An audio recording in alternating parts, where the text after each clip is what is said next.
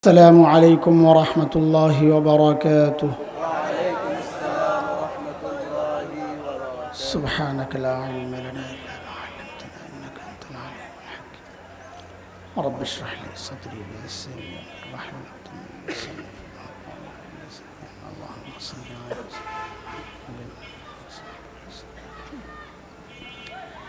الحمد لله الحمد لله وكفى وسلام على عباده الذين اصطفى.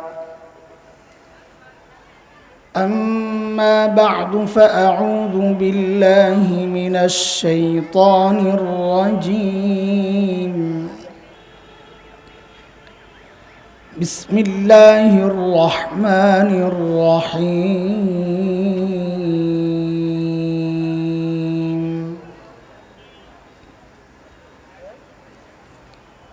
يا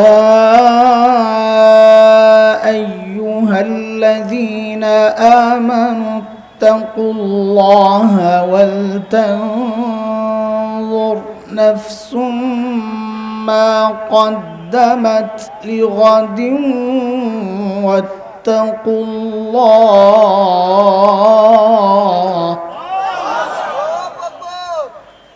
إن الله خبير بما تعملون.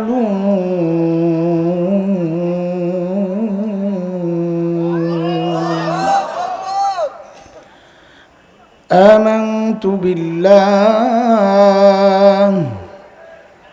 صدق الله العلي العظيم.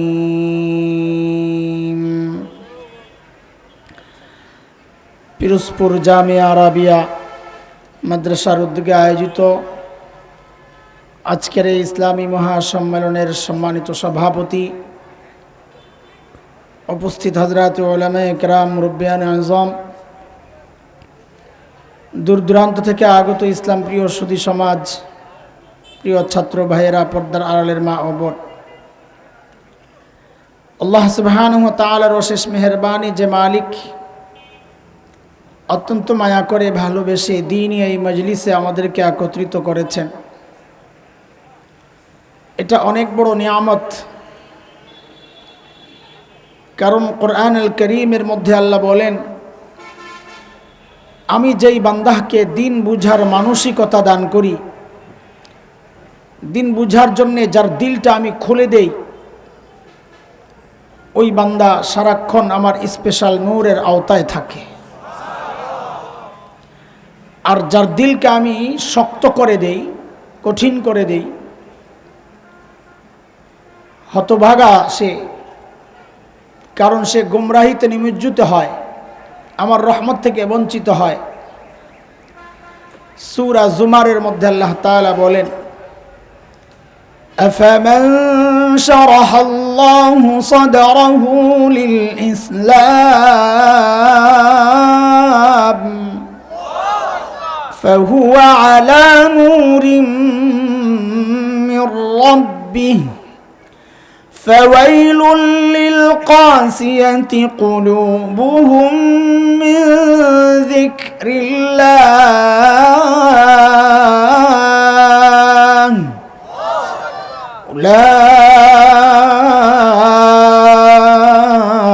أولئك في ضلال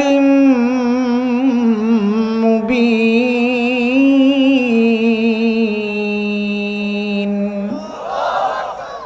এই আয়াতের মধ্যে রব্বে কারীম এই কথাগুলো বলেছেন।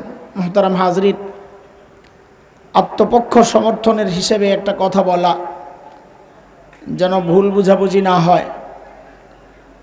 আলহামদুলিল্লাহ, আলহামদুলিল্লাহ, আল্লাহ শুকর, আমি মাহফিলে হাজিরা দেই না। মাহফিলে হাজিরা দেওয়ার একটা সিস্টেম আছে। কোনো রকম হাজির হইয়া সময় দিয়া গায়েব হইয়া যাওয়া, এটাকে আমরা বলি হাজিরা দেওয়া। আমি মাহফিলে হাজিরা দেই না। আপনাদের এই যে ভাটি বন্দরে 2.5 ঘন্টার উপরে রাত্রে 2:30 2টা কই মহতামি সব রাত্রে 2টা 2:30 পর্যন্ত বয়ান করার রেকর্ড আছে আমার।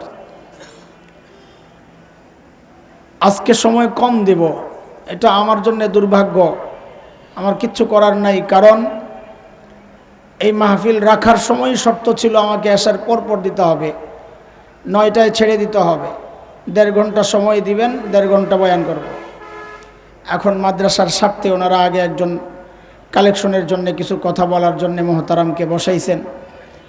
আমিও যেহেতু দেরি দিবে, একটু দেরিতে আসছি, তাও আধা ঘন্টার উপরে ঘন্টাখানিক হয়ে গেছে প্রায়। তো এখন আমার টাইম বসে বসে আমি কমাইছি, আমার তো কিচ্ছু করার নাই।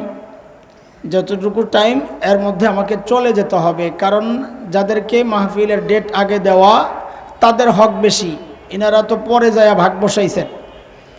তো ভাগ বসানেওয়ালাদেরকে টাইম যতটুকু বলা ওয়াদা এর চেয়ে বেশি আধা ঘন্টা বাড়াইছি। 9টা আমাকে ছেড়ে দেওয়ার কথা মাদ্রাসার স্বার্থে, যেহেতু মাদ্রাসার প্রোগ্রাম, মাদ্রাসার স্বার্থে আরও আধা ঘন্টা আজকে বিকালবেলার পর রাজি হয়েছি যে ঠিক আছে, মাদ্রাসার স্বার্থে আরও আধা ঘন্টা দিলাম। তো এখন দেখি ওই আধা ঘন্টা দেওয়ার পরেও আমার ভাগে 1 ঘন্টা জুটে নাই। এটা আমার করার কিচ্ছু নাই, কেউ যেন ভুল না বুঝেন, এই জন্যে কথাটা বলে দিলাম। এমন না হয় যে বয়ান ছেড়ে দিলাম, বললো হায় হায় এতক্ষণ এই অল্প সময়ের জন্য দাওয়াত দিয়ে আনছে, হাজিরা দিয়া ভাগলো। আমি হাজিরা দিয়া ভাগার পাবলিক না, আসছি বহু আগে, চাইলে আরও আগে আসতে পারতাম। ওনারা বলছেনই দিবেন 8টার পরে, দিতে দিতে 8:40, কিচ্ছু করার নাই। এটা আমি ক্ষোভের কারণে বলতেছি না, মাদ্রাসার স্বার্থে যদি বয়ান আমাকে না দিয়েও চলতো কোনো আপত্তি নাই, মাদ্রাসার স্বার্থ আগে। হ্যাঁ, কথাটা বলতেছি আপনাদের মধ্যে যেন ভুল বুঝাবুঝি না হয়। এই ময়দানে বদনাম করতে চাই না, বহু সতর্কতার সাথে কাজ করা লাগবে। বদনাম করলে আর মানুষ দিল থেকে কথা শুনবে না, দিন ক্ষতিগ্রস্ত হবে। তো এই জন্যে কথাটা ভেঙে নিলাম, যেন ভুল না বুঝেন আপনারা। আমার জন্য সময় বরাদ্দ একেবারেই কম, এটা আমার ইচ্ছায় না, মাদ্রাসার স্বার্থে, মাদ্রাসার ইচ্ছায় সূরা করেছি। আমি ইচ্ছা করেই আলোচনা ছোট বিষয়বস্তু নিছি, যেন লম্বা কথা বলতে না হয়। ছোট্ট একটা আয়াত তিলাওয়াত করছি, আর ওই আয়াতও মাথায় আসছে। আমার আগে মুহতারাম সাহাবায়ে কেরামের হালত নিয়ে কিছু কথা বলতেছিলেন, তো ভাবলাম ভাইও তো পুরো বয়ান করতে পারবে না, কালেকশনের জন্য খোঁচাবে যে শুরু করেন কালেকশন। আমিও বয়ান করতে পারবো না, 2টা মিল্লা জোড়া লাগাই, তো একটা হয়ে গেলেই হয়ে গেল। 2টা মিল্লা একটা, মাঝখানে কিছু কালেকশন হয়েছে আর কি, মাদ্রাসার স্বার্থে। হ্যাঁ, বয়ান আজকে করবেন আমাদের মুফতি নোমান কাসিমি ভাই, না আজকে ঠিক আছে তো নাকি? নোমান কাসিমি সাহেব, ও একদম পুরা তরজুর বয়ান চলবে ইনশাআল্লাহ তাআলা। হ্যাঁ, জুয়ানরা রেডি থেকে স্লোগান টোলোগান দেওয়ার জন্যে। মাশাআল্লাহ, খুব তাগড়া মানুষ, বয়ানও খুব স্ট্রংলি করেন, এলমি মানুষ, সব দিক দিয়া পারফেক্ট ইনশাআল্লাহ তাআলা। সূরা হাশরের ছোট্ট একটা আয়াত তিলাওয়াত করছি। আল্লাহ তাআলা মুমিনকে, ইমানদারকে ডাক দিয়েছেন, ইয়া আইয়ুহাল্লাযীনা আমানু, ও ইমানদার। হযরত মুফতি শফি রহমতুল্লাহ আলাই বলেন, এই ডাকটা বড় মায়ার ডাক, ভালোবাসার ডাক। আল্লাহ তাআলা কোরআনে বান্দাকে 2 ভাবে ডেকেছেন, এক ইয়া আইয়ুহান নাস, আর এক ইয়া আইয়ুহাল্লাযীনা আমানু। ইয়া আইয়ুহান নাস মানে হে মানুষ, আর এক হচ্ছে হে ইমানদার। হযরত মুফতি শফি রহমতুল্লাহ আলাই বলেন, এই 2 ডাকের মধ্যে অনেক পার্থক্য। কি পার্থক্য? বলে বাবা তার সন্তানকে ডাকার ক্ষেত্রেও এই পার্থক্য করেন, বাবাও সন্তানকে 2 ভাবে ডাকেন। এক হচ্ছে নাম ধরে, আব্দুল্লাহ কই, তো সন্তান বুঝে বাবার মিজাজ মনে হয় একটু কেমন কেমন লাগতেছে, অজানা এক আশঙ্কায় ভুগতে থাকে, বাবা মনে হয় রেগে আছেন। কিন্তু বাবা যখন সন্তানকে, বাবা আর সন্তানের যে সম্পর্ক, ওই সম্পর্ক ধরে ডাক দিয়ে বলেন, আব্বু কোথায়, তো সন্তান বুঝে বাবা আমাকে মায়া করে ডাক দিয়েছেন। ঠিক আল্লাহ তাআলা যখন বান্দাকে নাম ধরে ডাক দেন, এই মানুষ, তো বুঝে নেওয়া আল্লাহ রেগে আছেন।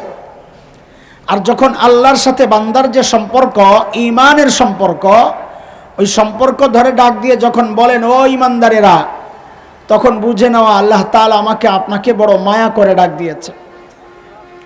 তার মানে পরবর্তী যে বক্তব্য, এটা আমাদের জন্য অত্যন্ত জরুরি বিষয়। আল্লাহ মায়া করে বলতেছেন আমাদের গুরুত্ব দিয়ে জানা বুঝা শোনা দরকার। তো আল্লাহ কি বলতেছেন? আল্লাহ বলতেছেন ইয়া আইয়ুহাল্লাযীনা আমানু তাকুল্লাহা ওয়াল তানজুর নাফসুম মা কদ্দামাত লিগাদ ولتنظر نفس ما قدمت لغد واتقوا الله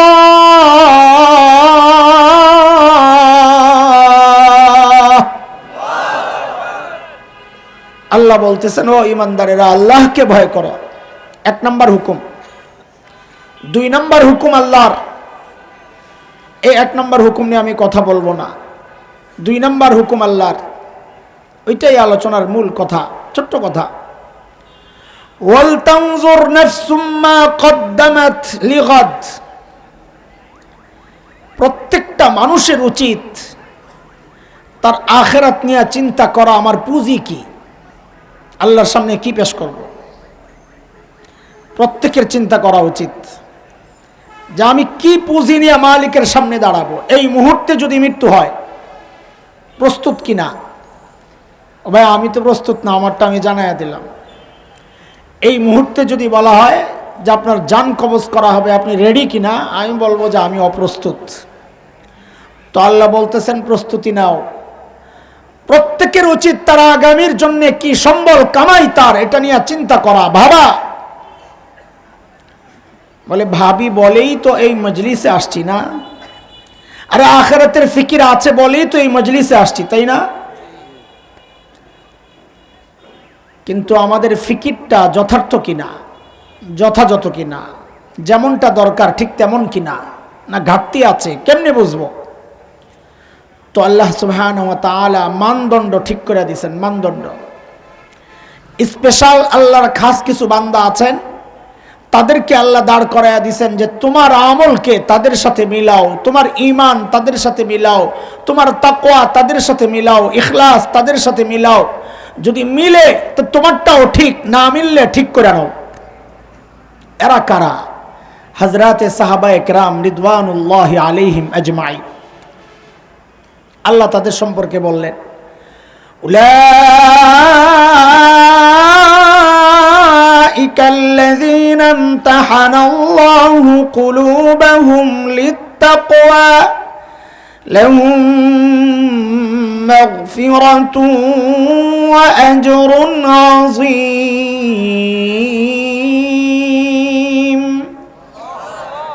আল্লাহ বলেন সাহাবীদের তাকওয়ার পরীক্ষা আমি নিয়েছি, ওই পরীক্ষায় তারা পাস। সূরা তাওবার মধ্যে আসছে, আল্লাহ বলেন والسابقون الأولون من المهاجرين والأنصار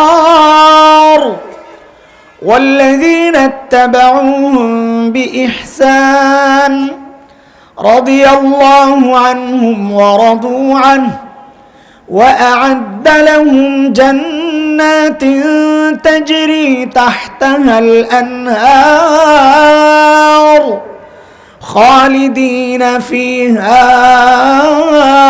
أبدا ذلك الفوز العظيم। আল্লাহ বলেন সাহাবীরা আমার উপর রাজি ছিল, আমিও রাজি, তাদের জন্য জান্নাত তৈরি করে রাখছি।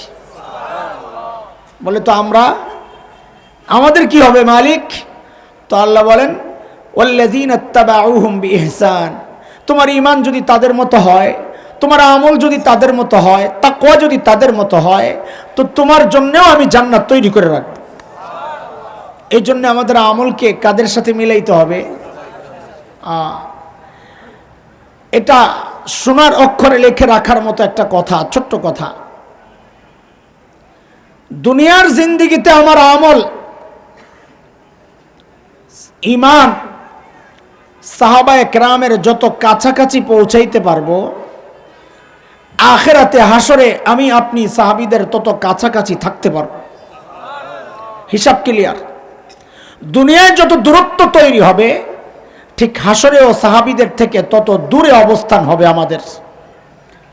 বলে কাছে গেলি কি লাভ, দূরে গেলি কি লস? বলে হ্যাঁ। সাহাবীরা আল্লাহর প্রিয় মানুষ, জান্নাতের সুসংবাদ পাওয়া মানুষ, এদের কাছে গেলে আল্লাহ তোমার জন্য জান্নাতের বরাদ্দ দিবেন, এটা আল্লাহর ওয়াদা। এই জন্য আমাদেরকে সাহাবীদের জীবনের সাথে নিজের জীবনকে মিলানো দরকার। একরকম হবে না, কাছাকাছি নেওয়ার চেষ্টা করা। মৌলিক কিছু পার্থক্য আছে সাহাবীদের আমলের সাথে আমাদের আমলের, খেয়াল করেন মৌলিক পার্থক্য।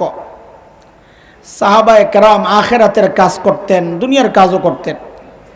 আমরা যারা নিজেদেরকে দিনদার মনে করি, আমরাও আখিরাতের কাজ করি, দুনিয়ারও কাজ করি। পার্থক্য কোন জায়গায়? সাহাবায়ে কেরাম আখিরাতের কাজ করতেন, ফাঁকে ফাঁকে দুনিয়ার কাজ করতেন।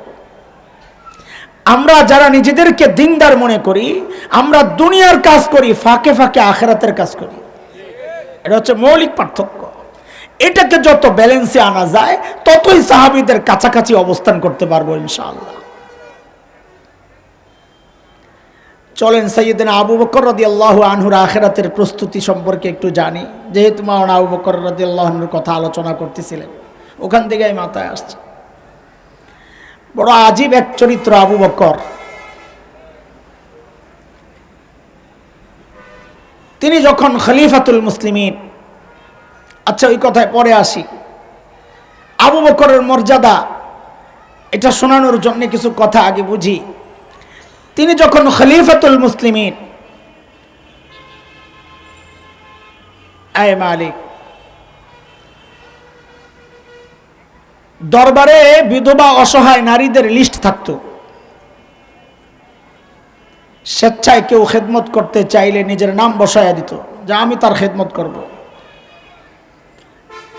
ওই সময়ের খেদমত কি? একটু পানি আইনা দেওয়া বাহির থেকে, একটু ঘরটা ঝাড়ু দিয়ে দেওয়া, থালা বাসন এগুলাকে একটু ধুয়ে দেওয়া, এটাই ছিল কাজ, স্বেচ্ছায় করা। সাহাবায়ে কেরাম ওই সময় করতেন এগুলা, অসহায় মানুষের পাশে দাঁড়াতেন। কারণ নবী বলেছেন, যারা ইয়তিম আর বিধবাদের কাফিল হবে, জিম্মাদার হবে, ওই ব্যক্তি আর আমি জান্নাতে পাশাপাশি থাকবো। পোড়া কপাল মানুষ অন্য বিধবার খেদমত করবে থাক দূরের কথা, নিজের বিধবা মায়ের খিদমতই তো করে না। কপাল পোড়া, কপাল পোড়া। সাইয়েদনা আবু বকরের দরবারে বিধবাদের লিস্ট। একদিন হযরত ওমর আসছেন।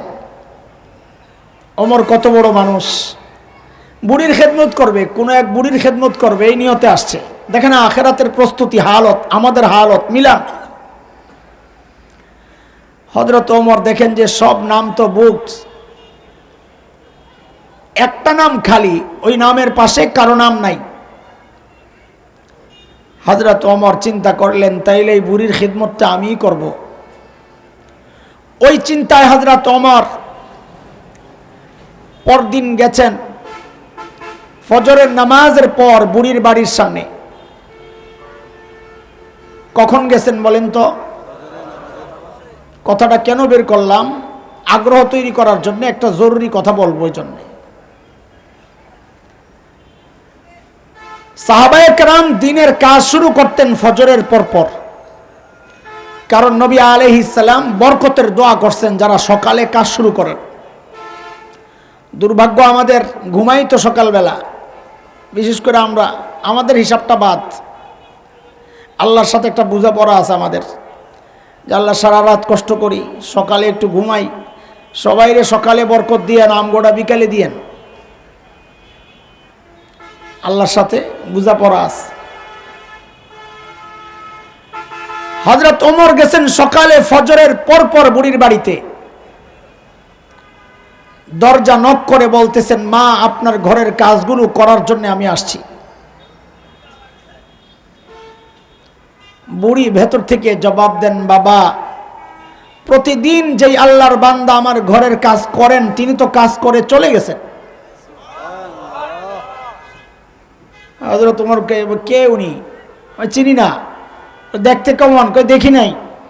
আয়েশা দরজা বাড়ি দেয়, আমি ভিতরে যাই, তিনি কাজ টাজ কইরা যাওয়ার সময় আবার দরজায় বাড়ি দেয়, আমি বুঝি তিনি চলে গেছেন। এইভাবেই কাজ চলতেছে।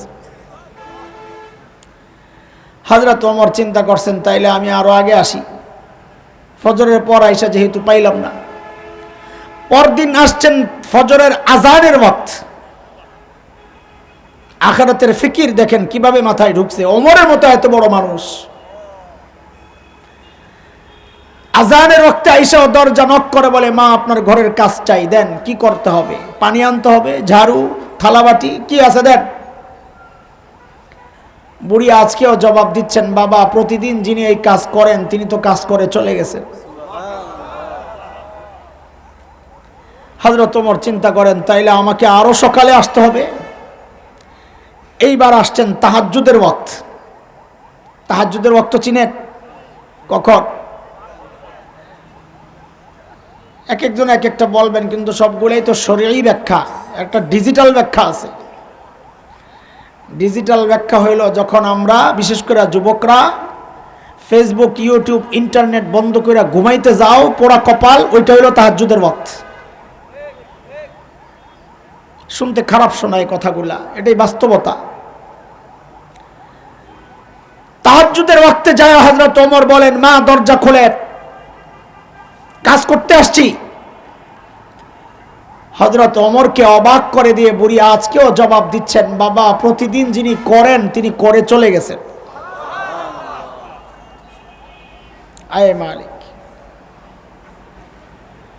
এইবার হযরত ওমরের টনক নড়ছে, আমার কাজ দরকার নাই, আগে এই বুজুর্গ বাইর করা লাগবে, কে এই গভীর রাতে আইসা কাজ করে, কাজ লাগবো না। ওই চিন্তায় হযরত ওমর পরদিন এশার নামাজের পর বুড়ির বাড়ির দরজার সামনে এক ঝোপের আড়ালে চুপচাপ বসে আছেন, দেখবেন কে আসে কাজ করার জন্যে। আরে হযরত ওমর লক্ষ্য করলেন গভীর রাত এক আল্লাহর বান্দা খালি পায়ে পা টিপে টিপে চোরের মতো বুড়ির বাড়ির দিকে আগাইতেছে। হযরত ওমরও রেডি, আসেন, কে আপনি দেখি। যেই না কাছাকাছি আসছে লাভ দেওয়া হচ্ছে, এই বারান্তা, কে আপনি? আয় আল্লাহ, হযরত ওমরের আওয়াজ, রাত গভীর, মানুষ একা, এইরকম তিন সমস্যা আমার সামনে দাঁড়াইলে যদি বলতো এই কে, আমি তো কাপড় চোপড় নষ্ট করে ফেলতাম। কিন্তু হযরত ওমরের ওই আওয়াজে ওই ব্যক্তি ভয় পাবেন থাক দূরের কথা, হযরত ওমর যাকে দেখলেন দেখেন নিজে চমকায়া গেছেন। দেখেন যিনি আর কেউ না, খলিফাতুল মুসলিমিন আবু বকর সিদ্দিক রাদিয়াল্লাহু আনহু।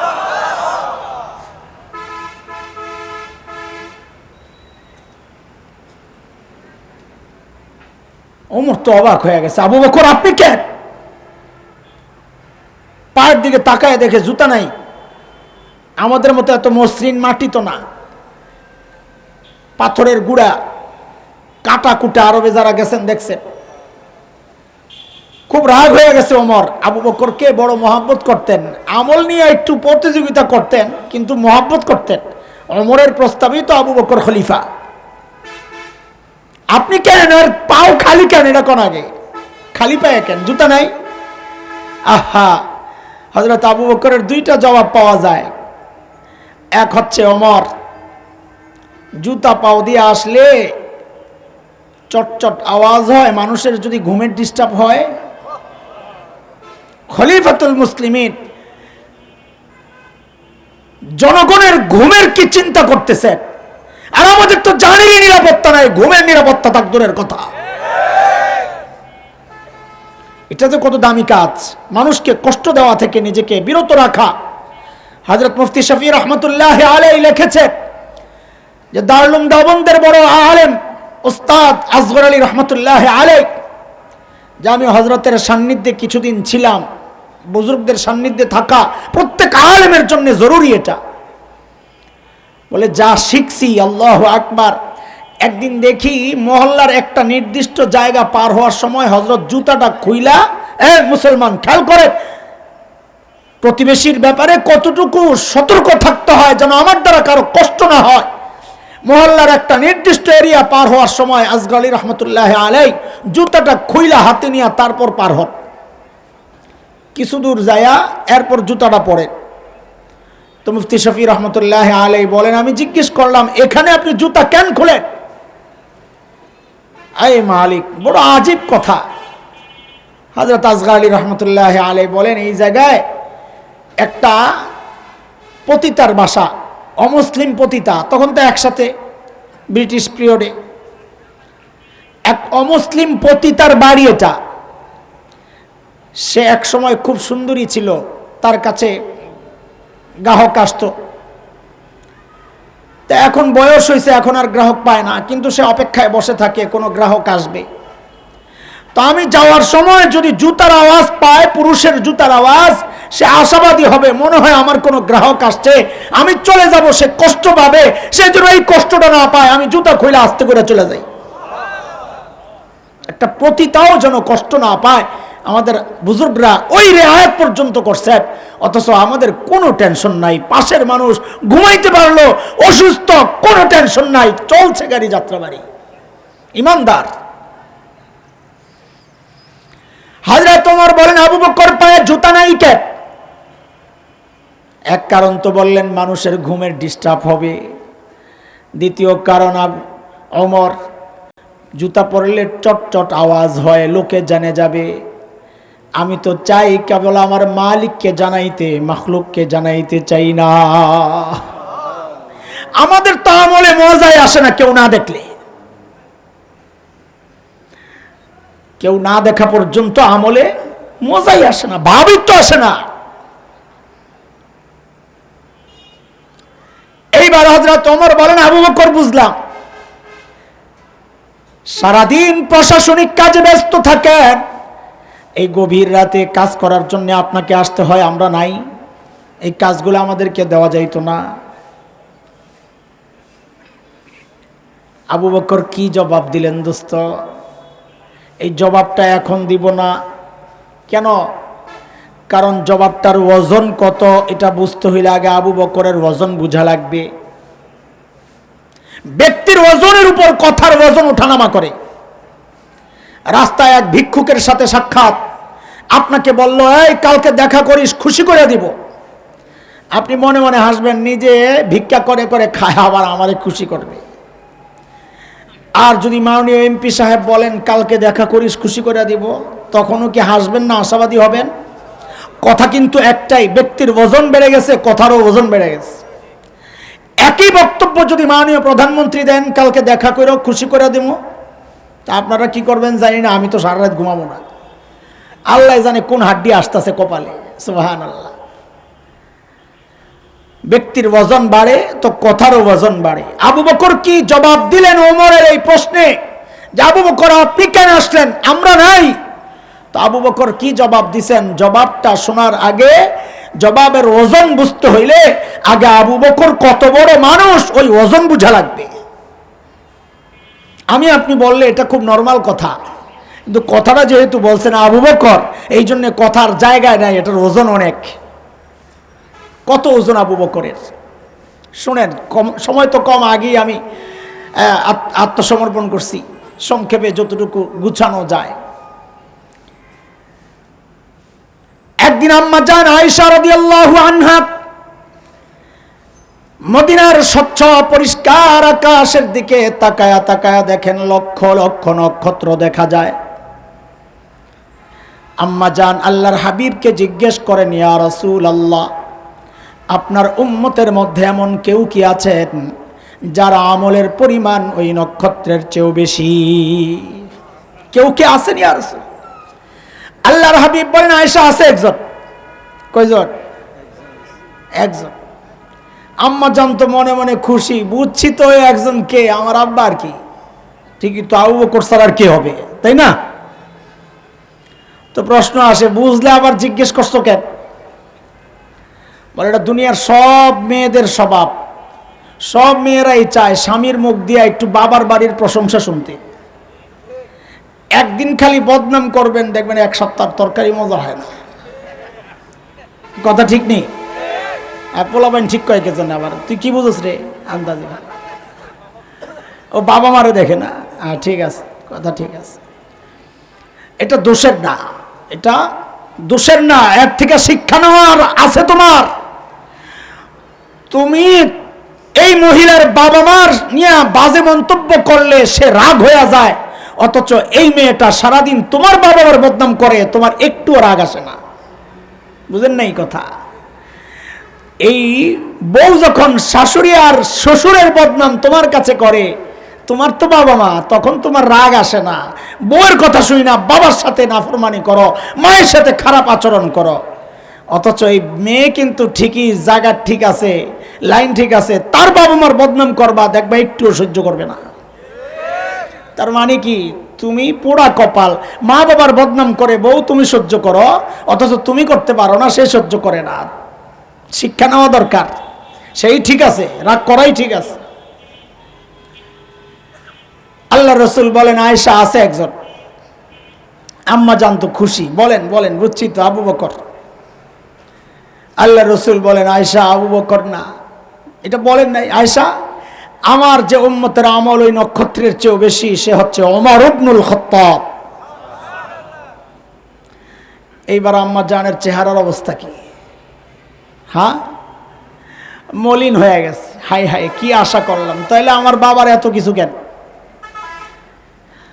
তো আল্লাহ রসুল তো চেহারা দেখেই বুঝছেন আয়েশার ভিতরে গন্ডগোল চলতেছে। মানুষের চেহারা দেখলেই তো দিলের খবর বোঝা যায়, পড়া যায়, তাই না?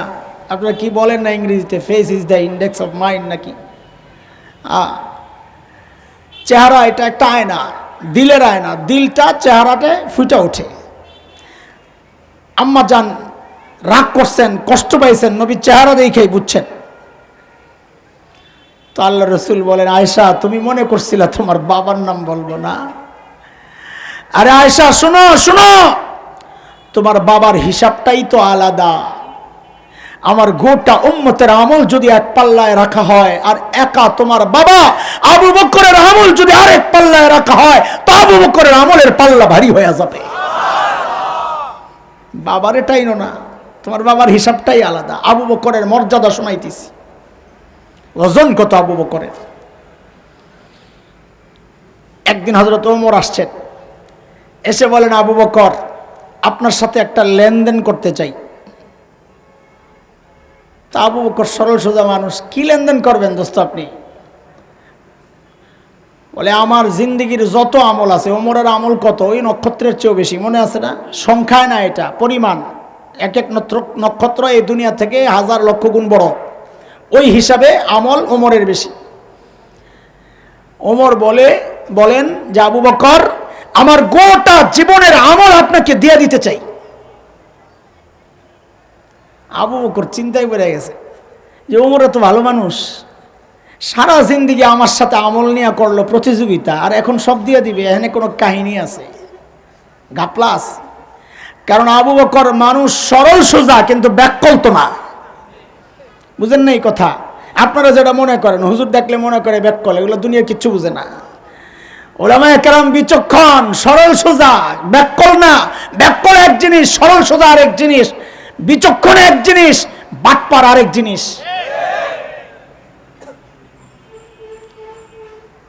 আসলে সময় না, এটার তো কত সুন্দর কিছু কথা বলা যায়। তো আমাদের মুস্তফা আল হুসাইনি রহমতুল্লাহ নাম শুনছেন আপনারা? অনেক বড় মুফাসসির ছিলেন। ময়দান তো ওনারাই তৈরি করে দিয়ে গেছেন, এখন আমরা হালুয়া খাই।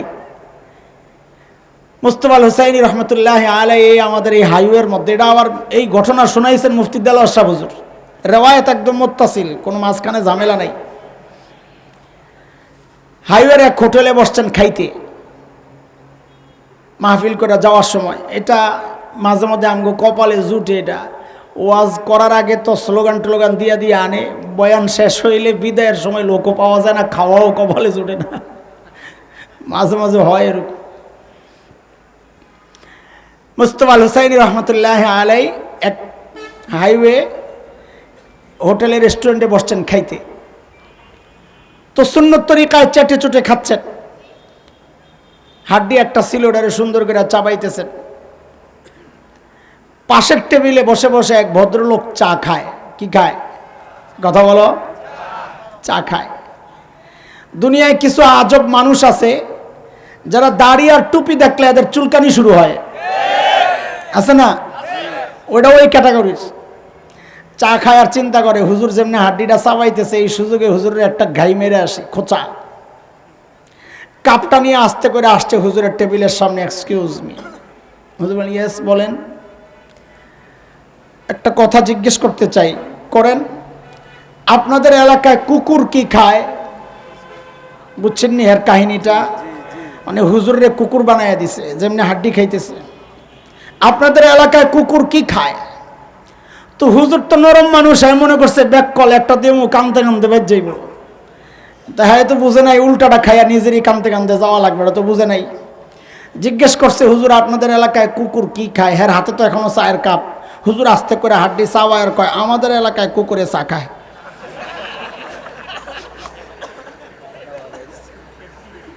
এমন অবস্থাটা কি কর?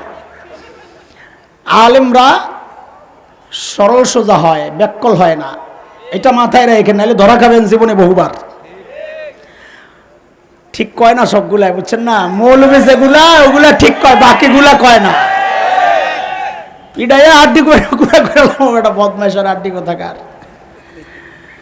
কাসেম নানুতুবি রহমতুল্লাহি আলাইহি বিপ্লবী বীর, ইংরেজ বিরোধী আন্দোলনের অন্যতম সিপাহ সালার, দারুল উলুম দেওবন্দের প্রতিষ্ঠাতাদের একজন।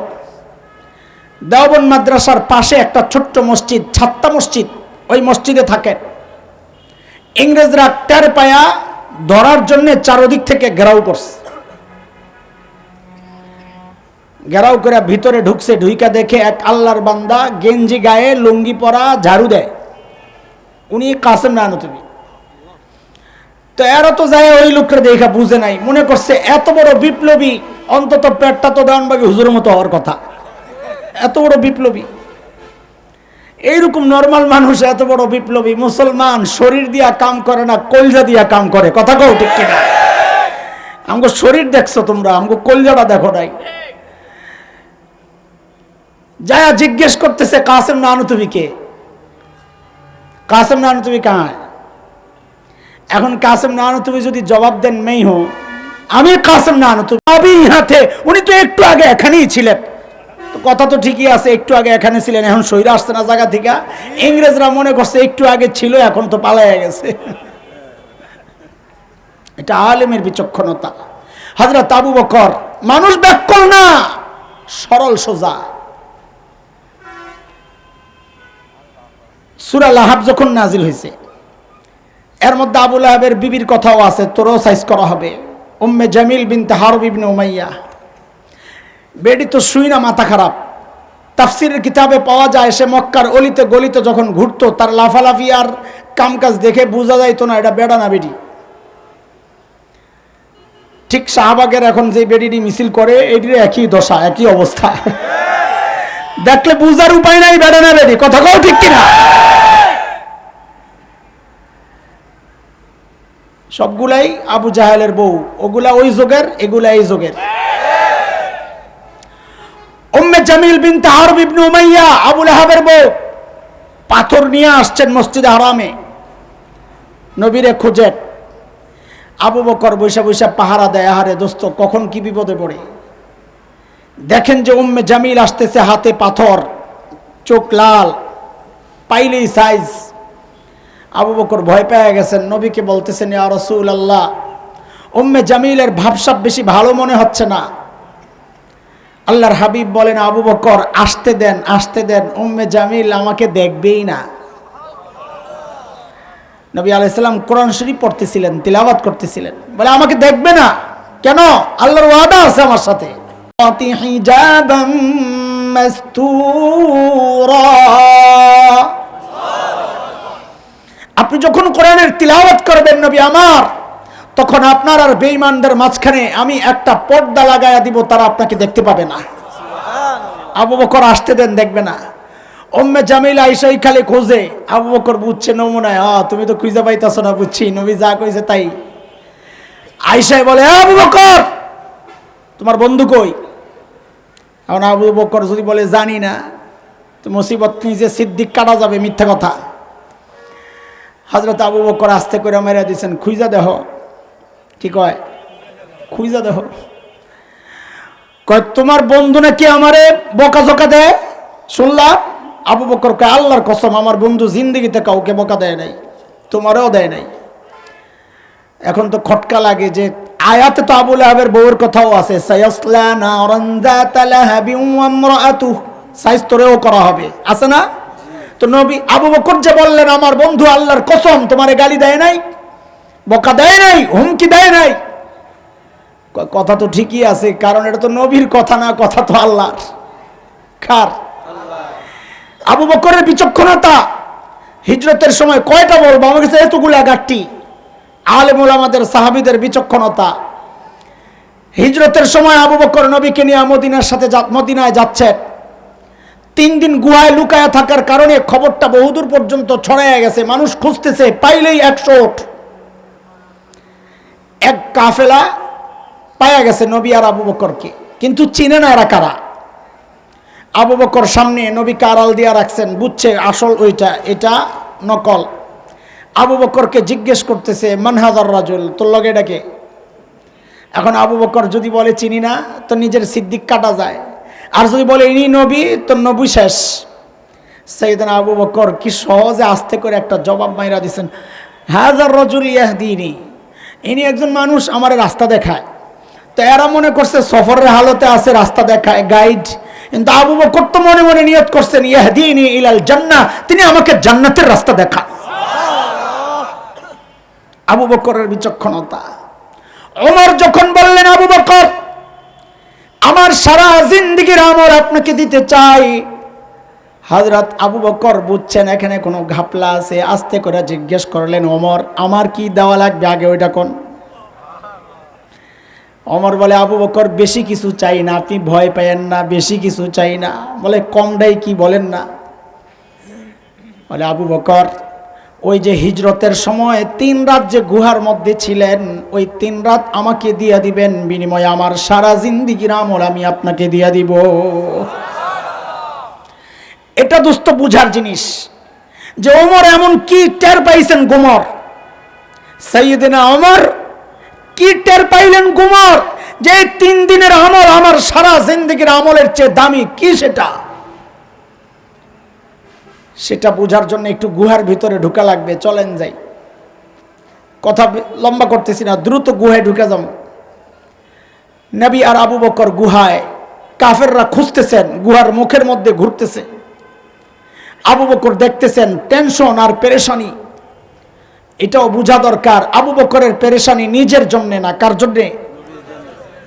আরে আবু বকরের কথা কি বলবো, তার পরিবারটার হালত শুনেন না। ছোট্ট আসমা নবী আর আবু বকর যখন গুহায়, আরে ভাই গুহা ওই 2, 3, 4 তলা 5 তলা 10 তলার গুহা না। আমি হেরা গুহায় ঢুকছি, এটা অনেক উঁচা, ঢুকছি, কিন্তু সুর গুহায় ঢুকার নিয়তে বহুবার পাহাড়ের গোড়ায় গেছি। যাইয়া উপরের দিকে তাকাইলে যখন দেখছি উপরের মানুষগুলাকে পিঁপড়ার, সাদা পিঁপড়ার লাইনের মতো লাগে, তো বলছি আমার পক্ষে ওখানে আর ওঠা সম্ভব না, বাদ, এত উঁচা। এখন তো কেটে কেটে সিঁড়ি করা হয়েছে, তখন তো সিঁড়ি ছিল না, এক পাথর থেকে লাফ দিয়ে আরেক পাথর, এখান থেকে ওখানে। হযরত আসমা ওই ছোট্ট বাচ্চা বকরি চড়ানোর বাহানা করে করে প্রতিদিন বাবা আর নবীকে কোসাই করে করে নিয়ে খাবার দিয়ে আসতেন। নবী আলাইহিস সালাম এই জন্য মায়া করে হযরত আসমাকে ডাকতেন জাতুন নিতাকা, কুরসাওয়ালি, মায়া করে ডাকতেন, ও কুরসাওয়ালি কি খবর আয়। আল্লাহর হাবিব লক্ষ্য করলেন হযরত আসমার কপাল ফাটা, রক্ত ঝরছে। নবী জিজ্ঞেস করলেন আসমা কোথায় পড়ে গিয়েছিলা? হযরত আসমা বলেন ইয়া রাসূলুল্লাহ পড়ে যাই নাই, আসার সময় আবু জাহেলের হাতে পড়েছিলাম। বলতেছি নিজের যে মায়া নাই, নবীর মায়া, ওইটা বুঝাইতেছি। ইয়া রাসূলুল্লাহ আবু জাহেলের হাতে পড়েছিলাম। আবু জাহেল আমাকে জিজ্ঞেস করে আসমা তোমার বাবার নবী কোথায় আছেন তুমি জানো? বলো, নাইলে তোমাকে মেরে ফেলবো। আমি বললাম আবু জাহেল আপনি যা ইচ্ছা তাই করতে পারেন, আমি বলবো না বাবার নবী কোথায় আছেন। ইয়া রাসূলুল্লাহ এই কথা বলার সাথে সাথে আবু জাহেল আমাকে এমন একটা থাপ্পড় মারলো, আমি ছিটকে যায়া পাশের পাথরে পইরা ইয়া রাসূলুল্লাহ আমার কপালটা ফেটে গেছে। আমি সোজা হইয়া যখন দাঁড়াই, আবু জাহেল আইসা আমার গলা টিপা ধরছে, এ আসমান নবী কোথায় আছে বল, নাইলে মেরে ফেলবো। ইয়া রাসূলুল্লাহ আমি আবু জাহেলকে জানাইয়া দিছি, আবু জাহেল আপনি আমাকে মারেন, যা মনে চায় তাই করেন, কিন্তু আপনি একটা কথা মনে রাখেন, শুনে রাখেন, আমাকে আপনার হাওয়ালা তো করে দিলাম, কিন্তু আমি কোনোদিন আমার নবীকে আপনার হাওয়ালা করব না। ছোট্ট বাচ্চার ঈমান। তা আবু বকর নিজের টেনশন কি করবেন, নবীর টেনশন। আর আবু বকর তো দেখা মহব্বত করছেন, আসমা তো দেখা মহব্বত করছেন। 1400 বছর পর এমন লাখো যুবক পাওয়া যাবে নবীকে দেখেন নাই, তাও নবীর ইজ্জত রক্ষায় নিজের টেনশন করে না। আমাকে টুকরা টুকরা করো, তাও রাজি আছি, কিন্তু কুলাঙ্গার আমার নবীর ইজ্জত নিয়ে খেইল না। মুসলমান নবীর ইজ্জত রক্ষায় এখনো লাখো যুবক প্রস্তুত, কল্লা দিতে প্রস্তুত, কল্লা দিতে প্রস্তুত।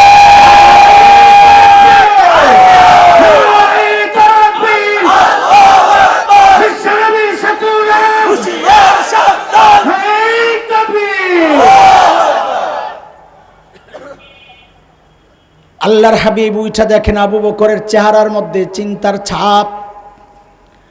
নবী জিজ্ঞেস করেন, আবু বকর আপনি এত পেরেশান কেন, কিসের টেনশন? হযরত আবু বকর বলেন, ইয়া রাসূলুল্লাহ, একটু উপরের দিকে তাকায়া দেখেন, লাউ আন্না আহাদাহুম ইয়ানজুরু ইলা কদামাইহি, তাদের যে কেউ একজন গুহার মুখের দিকে তাকানোর দরকার নাই, যদি নিজের পায়ের দিকেও তাকায় তাও আমাদেরকে দেখে ফেলবে। আল্লাহর হাবিব বলেন, আবু বকর আপনি ভাবছেন কি আসলে? আপনি কি মনে করছেন গুহায় আমি আর আপনি, আমাদের সাথে কেউ নাই? আবু বকর, না না না, আমি আর আপনি একা না, আমাদের সাথে কে আছেন? এই জন্য স্লোগান ঠিক করে বলা লাগবে। পোলাপান দেখি স্লোগান দেয়, বাবুনগরী এগিয়ে চলো, আমরা আছি তোমার সাথে। তুমি থাকলে কি না থাকলে কি, আল্লাহ না থাকলে? বলা লাগবে আল্লাহ আছেন তোমার সাথে। শিখাইছেন কে? নবী। নবী শিখাইছেন। আবু বকর ঘাবড়ায়েন না, আমি আপনার লগে আছি, এটা কইছে? কি বলছেন? আল্লাহ আছেন আমাদের সাথে। পোলাবান যায় মিছিলে উল্টা পাল্টা কথা কয়, আমার খালি এগুলা লাগে, বলে জিহাদ জিহাদ জিহাদ চাই, জিহাদ করে। তুই বাঁচবি কেন? বাঁচলে জিহাদ করতে যাবি কেন? তুই মুসলমান জিহাদ করতে যাবে শাহাদাতের ইচ্ছায়। কাফনের কাপড় পরছে, আবার কাফনের কাপড় গলায় দিয়া গেছে মিছিলে, যায় কি কয়, জিহাদ জিহাদ জিহাদ চাই, জিহাদ করে। তো তুই কাফনের কাপড় পরছিস কেন?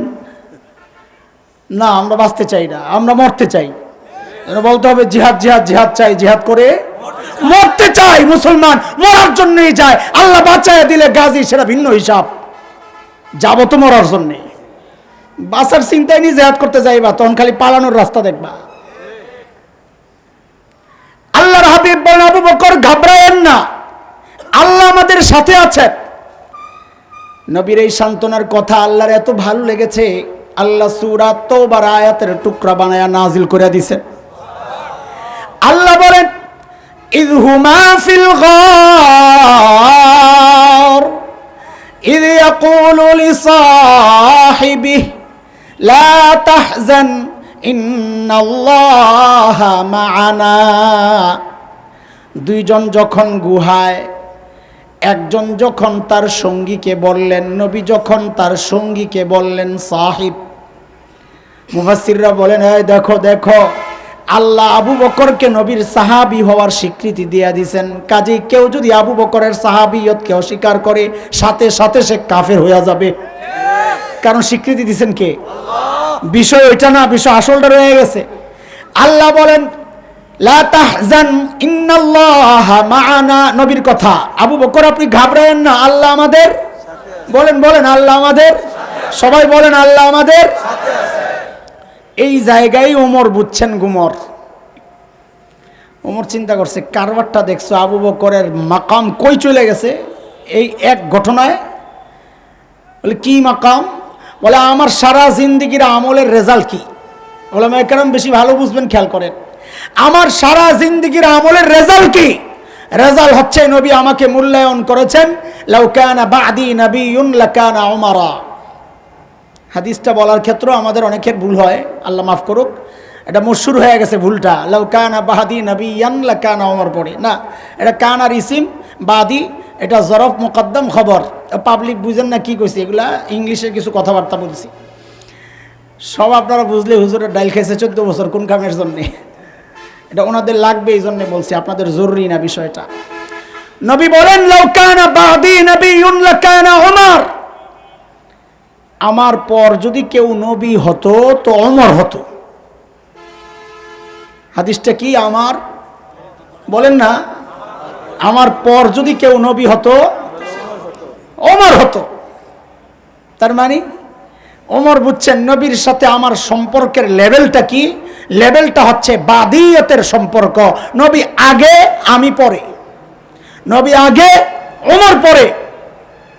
হযরত ওমরকে কারবার দেখছো সারা জিন্দেগি আমল করে নবী কয় আমি আগে, ওমর পরে, তাও যদি হইতো আর কি। আর আবু বকরকে নবী কি বলতেছেন? আবু বকর আপনি ঘাবড়ায়েন না, ইন্নাল্লাহ মা'ানা, মানে আবু বকর আপনার সাথে আমার সম্পর্কটা বাদিয়তের না, আগে আর পরে না, মাইয়তের পাশাপাশি পাশাপাশি। ওমর বলে আমার সারা জিন্দেগির আমল লাগবে না, ওটা কইরা তো পাইছি বাদিয়তের মাকাম, আগে আর পরের মাকাম। ওই 3 রাত দেন দিলেই তো মাইয়তের মাকাম পায়া গেলাম, নবীর সাথে সাথে থাকার অবস্থানের মাকাম আমি পায়া গেলাম। আবু বকর কি বলে জানেন? আবু বকর কি বুঝে না এই পেসপুস? এতক্ষণ বুঝাইলাম কি? আবু বকর তো মানুষ ব্যাকল না। সাইয়েদনা আবু বকর বলেন কি, আহা আহা, আবু বকর বলেন ওমর এই 3 রাত তোমারে দিয়ে দিলে আমার থাকি কি? আমার জীবনের চালানি তো এটা। চিন্তা করা যায়, চিন্তা করা যায়। আমি আপনি কিচ্ছু না করে ভাবি কত কিছু করছি, আমল আমল আমল, আল্লাহু আকবার। আর আবু বকর বলতেছেন জীবনে কিচ্ছুই করি নাই। আর নবীর জন্য আবু বকর কি করেন নাই? সব শেষ করছেন, কিচ্ছু নাই, সব শেষ করছেন। শুধু তাই না, মসজিদে নববীতে বসে বসে কাঁদতেছেন আর দোয়া করতেছেন। সাহাবায়ে কেরাম বলেন একটু শুনি যাই আবু বকর কি দোয়া করে। যায়া শুনে বলতেছে আবু বকর, আল্লাহ আপনার নবী যখন চায়, আমি যখন দেই, আমার লজ্জা লাগে, আমার হাত উপরে, নবীর হাত নিচে, আল্লাহ আমার সহ্য হয় না, আল্লাহ আপনি আপনার নবীর দিলের মধ্যে ঢুকায়া দেন। নবী আমার আবু বকরের মালকে আপনি পরের মাল মনে করেন না, নিজের মাল মনে করেন, যা খুশি যখন খুশি নিয়ে খরচ করেন। আবু বকরের কাছে চাইেন না, আবু বকর দিতে লজ্জা পায়। এই দোয়া করতেছেন আল্লাহর কাছে। হযরত আবু বকর বলেন ওমর দিয়ে দিলে থাকে কি? আমার চালানোই তো এটা। দোস্ত আবু বকরের মাকাম বুঝাইতেছি। শেষ আবু বকরের শেষ মাকামের কথা, যদিও টাইম শেষ, তারপরও ফিনিশিংটা দেওয়ার জন্য আরও 10 মিনিট চিন্তা করতেছি। যা করে আল্লাহ, আপনাদের দোয়া থাকলে রাস্তা আল্লাহ কমাইয়া দিবেন ইনশাআল্লাহ। তবুকের যুদ্ধ, নবী আলাইহিস সালাম চাঁদা চাইছেন সাহাবায়ে কেরামের কাছে, কার কাছে কি আছে নিয়ে আসো। ওমর তো আজকে মহা খুশি, কারণ টাকা পয়সার ব্যাপার তো আবু বকরের ঘরে তো নাই কিচ্ছু। ওমর তো জানে এটা, যে আজকে আবু বকরকে হারাইয়া দিব, মহা খুশি। কারণ সারা জিন্দগি কাজই ছিল ওমরের এটা, আবু বকরকে কেমনে হারানো যায়। দৌড়ে বাড়িতে গেছেন, ঘরের সামান যা ছিল সব নামাইছেন, নামায়া 2 ভাগ করে 1 ভাগ ঘরে রাখছেন, আরেক ভাগ কান্দে করে নিয়ে আসছেন নবীর দরবারে। ইয়া রাসূলুল্লাহ আমার চাঁদা। আল্লাহর নবী জিজ্ঞেস করতেছেন আবু বকর কি নিয়ে আসছেন? বলেন তো আমার সাথে, আবু বকর কি নিয়ে আসছেন? ওমর, ওমর, আবু বকর না, ওমর, ওমর কি নিয়ে আসছেন? হযরত ওমর বলেন ইয়া রাসূলুল্লাহ ঘরে যা ছিল অর্ধেক নিয়ে আসছি, অর্ধেক রাইখে আসছি। আচ্ছা, এইবার ওমর অপেক্ষা করে আবু বকর কি নিয়ে আসে, নবী অপেক্ষায় বসা আবু বকর কি নিয়ে আসে। সাইয়েদনা আবু বকর আসতেছেন, হাতে ছোট্ট একটা পোটলা। আহারে আবু বকরের নাই তো কিচ্ছু, আনবে কি দিবে কি? ছোট্ট পোটলা। বর্ণনার আকপিস মিলাইলে যা বোঝা যায় ওই পোটলার মধ্যে গায়ের জামা কাপড়গুলো ছিল। তো পড়ছি কি, হ্যাঁ রেওয়ায়াতের এতটুকু অংশ দুর্বল, সব ভাঙ্গা চুরে বলি, খেয়ানত করব না। চট গায়ে দিয়েছিলেন, এই অংশটা দুর্বল। তবে আপনাদেরকে বিভ্রান্ত করা হয়, বলা হয় দুর্বল, জাইফ, জাল এক জিনিস না। জাল বানানো হাদিস, হাদিস না, জাইফ হাদিস। কোনো কারণে দুর্বলতা প্রকাশ পাইছে, এই জাইফ হাদিস ঘটনা বলার ক্ষেত্রে, ইতিহাসের ক্ষেত্রে, ফজিলত বর্ণনার ক্ষেত্রে চলে মুহাদ্দিসদের কথা। যারা বলেছেন জাইফ তারাই বলেন চলবে, চালাও, অসুবিধা নাই। সাইয়েদনা আবু বকরের গায়ে চট লাগাইছেন কি দিয়া? খেজুর গাছের কাটা দিয়া বুতাম বানাইছেন আবু বকর। নবী আলাইহিস সালামের সামনে আনছেন, ইয়া রাসূলুল্লাহ আমার চাঁদা। আল্লাহর হাবিব জিজ্ঞেস করতেছেন, আবু বকর ঘরে কি রাইখা আসছেন? কি জিজ্ঞেস করছেন? ওমরকে কি জিজ্ঞেস করছিলেন? ওমর কি নিয়ে আসছেন? আবু বকরকে প্রশ্ন নবী ঘুরাইয়া দিছেন, আবু বকর ঘরে কি রাইখা আসছেন? হযরত ওমর মনে মনে বলে, গেছি আজকেও আমি শেষ, আমি তো ঘরে অর্ধেক রাইখা আসছি, আরে আবু বকর ঘরে কিছু রাইখা আসছে বইলা মনে হয় না, নাই তো কিছু। সাইয়েদনা আবু বকর কি জবাব দিলেন? আরে আবু বকরের জবাব তো পরে শোনো, আগে আসমার জবাব শোনো। কি পরিবার আল্লাহ বানাইছেন, ছোট্ট আসমার কি জবাব। আবু বকর নবীর সাথে হিজরত করে মদিনার পথে ঘরের দিরহাম দানানির অর্থ টাকা পয়সা যা ছিল সব গাট্টি করে লয়ে লইছে, নাই কিচ্ছু করে। আবু বকরের বাবা আবু কুহাফা রাদিয়াল্লাহু আনহু তখনও মুসলমান হন নাই, আবু বকরের সাথে লাগালাগি। কিন্তু যেই আবু বকর চলে গেছেন, এখন নাতিপুতির জন্য মায়া লাগতেছে। আবু কুহাফা আসছেন আবু বকরের ঘরে, আয়েশা হযরত আসমাকে জিজ্ঞেস করতেছেন, দাদু ভাই বাবা তো মনে হয় কিচ্ছু রাইখা যায় নাই, কি লাগবে বলো, আম্মুকে জিজ্ঞেস করো। হযরত আসমা জবাব দেন, দাদু ভাই আপনি চিন্তা করেন না, আব্বা যাওয়ার সময় ঘরে যথেষ্ট পরিমাণ রেখে গেছেন, আপনি চিন্তা করেন না। বাচ্চা পিচ্ছি জবাব দেয়। আবু কুহাফা চলে গেছে। কিছু দূর যায় আবু কুহাফার মাথায় ঢুকছে, আমার ছেলেরও তো আমি চিনি, এই যেই লেভেলের পাগল আর মুহাম্মাদের প্রতি যেই লেভেলের পাগলামি সে করে, সে ঘরে কিছু রেখে যাবে বলে আমার মনে হয় না। আবার ফেরত আসছে, এসে হযরত আসমাকে জিজ্ঞেস করতেছেন, আসমা দাদু ভাই বাবা তো যথেষ্ট পরিমাণ রেখে গেছে বুঝলাম, কি রেখে গেছেন একটু বলো না। হযরত আসমা জবাব দেন, দাদু ভাই আব্বা যাওয়ার সময় ঘরে আল্লাহ আর তার রাসূলকে রেখে গেছে। ছোট্ট বাচ্চার জবাব এটা, আপনি চিন্তা করেন না, আল্লাহ আর তার রাসূলকে রেখে গেছেন, আমাদের জন্য যথেষ্ট। সাইয়েদনা আবু বকর জবাব দেন, ইয়া রাসূলুল্লাহ আসার সময় ঘরের বেড়াগুলো থাপড়ায়া থাপড়ায়া আসছি, খেজুর পাতার বেড়া।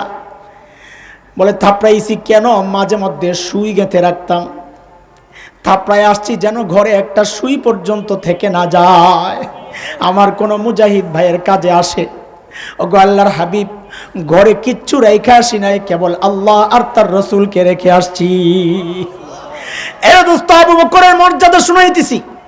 জিবরাইল আমিন হাজির, নবীকে সালাম দিয়ে বলতেছেন, ইয়া রাসূলুল্লাহ আল্লাহ আবু বকরকে সালাম পাঠাইছেন, আমি আপনি ইবাদত করি কাকে খুশি করার জন্যে। আর জিবরাইল জিজ্ঞেস করতেছেন উল্টা কথা, ইয়া রাসূলুল্লাহ আল্লাহ জানতে চাইছেন, আল্লাহ জানতে চাইছেন, আল্লাহ তো আবু বকরের উপর রাজি, আল্লাহ তো আবু বকরের উপর রাজি, আল্লাহ জানতে চেয়েছেন আবু বকর তার মালিকের উপর রাজি কিনা। সাইয়েদনা আবু বকর কাঁদতেছেন, ইয়া রাসূলুল্লাহ আমি আমার মালিকের উপর রাজি, ইয়া রাসূলুল্লাহ আমি রাজি। আবু বকরের মর্যাদা এত বড় মানুষ আবু বকর। ওমর যখন বুড়ির বাড়ির সামনে জিজ্ঞেস করলেন, আবু বকর আপনি কেন আসছেন, মনে আছে কথা, আপনি কেন আসছেন, আমরা নাই। তো আবু বকর কি জবাব দিলেন?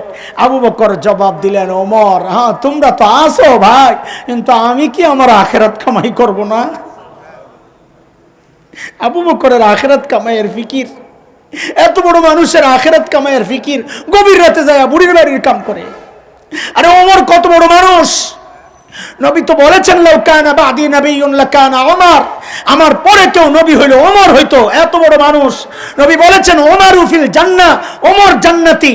আমি আপনি হকের উপর চললে বলা হবে লোকটা হকপন্থী। ওমর সম্পর্কে নবী বলেছেন উল্টা, দারাল হাক্কু হাইসু দারা, ওমর যেদিকে যায় হক তার পেছনে পেছনে যায়।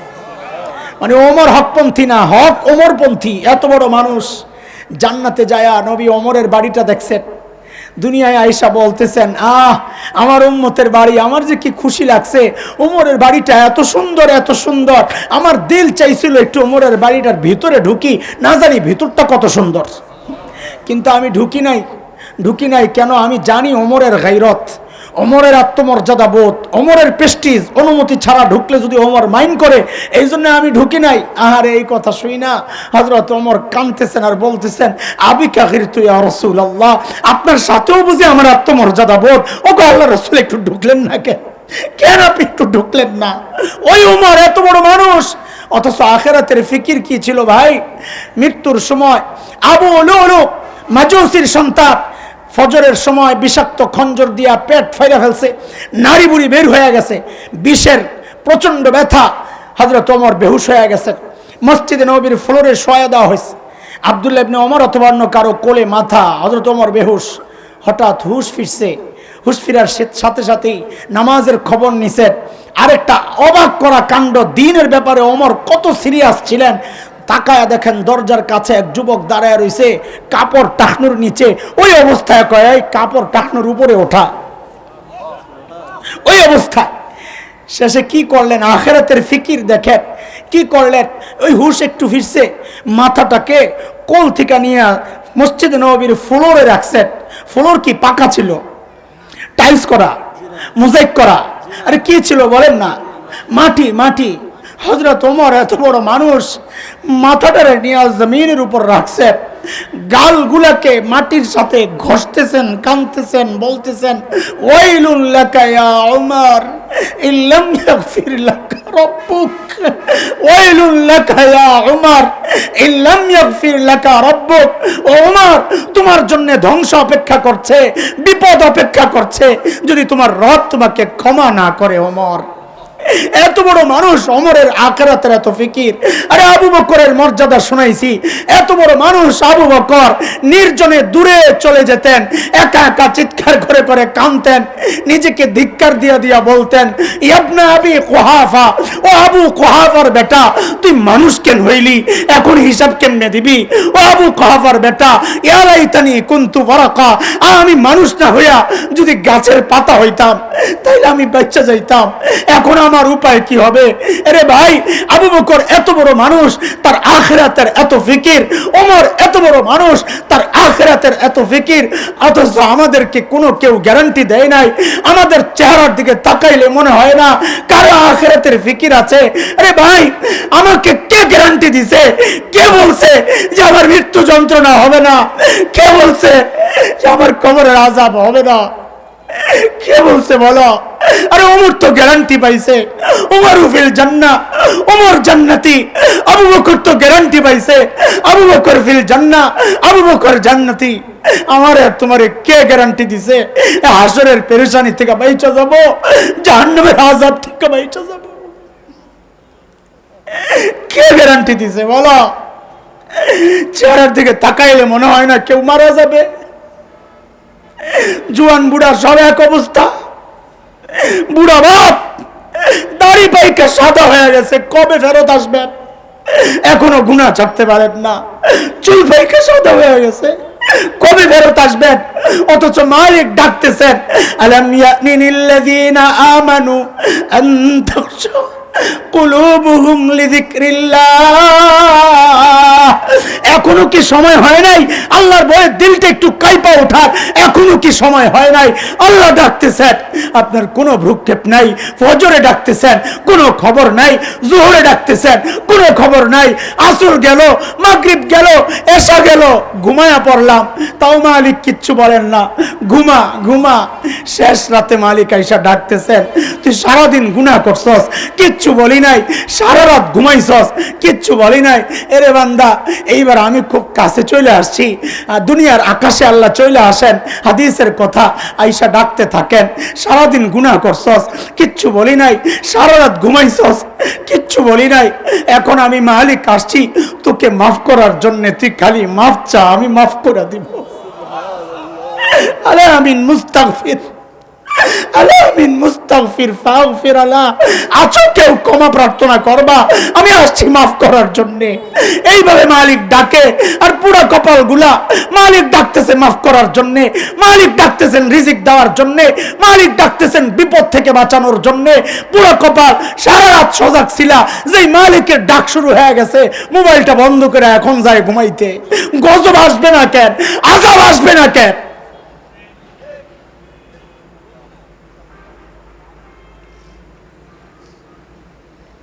আল্লাহ তাআলা ডাক দিয়া বলতেছেন, বান্দা এইভাবে চইলো না, আফসোস করা লাগবে। সেদিন কিন্তু ঠিকই কানবা আর বলবা, ইয়া লাইতানি কদ্দামতু লি হায়াতি, হায় আমার এই জিন্দেগির জন্য কিছু যদি জমা করতাম। ওই সময় যেন আফসোস করা না লাগে, আল্লাহ আগেই সতর্ক করতেছেন, ইয়া আইয়ুহাল্লাযীনা আমানুত্তাকুল্লাহ ওয়ালতানজুর নাফসুম মা কদ্দামাত লিগাদিন ওয়াত্তাকুল্লাহ। প্রত্যেকটা মানুষের উচিত তার আখিরাত নিয়ে চিন্তা করা, যে মালিকের সামনে দাঁড়ায় আমি কি পেশ করব। প্রত্যেকের চিন্তা করা উচিত। ভাই চিন্তা করি ইনশাআল্লাহ, আখিরাতের প্রস্তুতি নেই ইনশাআল্লাহ। ইনশাআল্লাহ সাহাবীদের জীবনের সাথে নিজের জীবনকে মিলাইয়া দূরত্ব কমানোর চেষ্টা করি ইনশাআল্লাহ। আল্লাহর ওয়াদা, ওয়াল্লাযীনা ইত্তাবাউহুম বিইহসান, সাহাবীদের সাথে দূরত্ব কমাইলে, আমলকে তাদের মতো বানাইলে, আল্লাহর ওয়াদা তাদের মতো আমিও তোমাদের উপর রাজি থাকবো আর তোমাদের জন্য জান্নাত বানায়া রাখবো, আল্লাহর ওয়াদা। আল্লাহ কবুল করেন, আমিন। আল্লাহ এই মাদ্রাসাকে কবুল করেন, আল্লাহ আমাদেরকে কবুল করেন, কথাগুলোর উপর আমল করার তৌফিক দান করেন, আমিন। ওয়া আখিরু দাওয়ানা আলহামদুলিল্লাহি রাব্বিল আলামিন। সুবহানাল্লাহি ওয়া বিহামদি, সুবহানাকাল্লাহুম্মা বিহামদিক, আশহাদু আল্লা ইলাহা ইল্লা আনতা, আস্তাগফিরুকা ওয়া আতুবু ইলাইক। উঠি করে মজলিসটা ভাঙেন না, মুহতারাম চলে আসবেন, বয়ান হবে ইনশাআল্লাহ তাআলা। আমরা সকলে বসি ভাই। হযরতের আরেক জায়গায় প্রোগ্রাম আছেন, আলহামদুলিল্লাহ আল্লাহর অশেষ মেহেরবানিতে আমাদের মাঝে আসছেন, নসিহত পেশ করেছেন। আমরা সকলে না উঠি।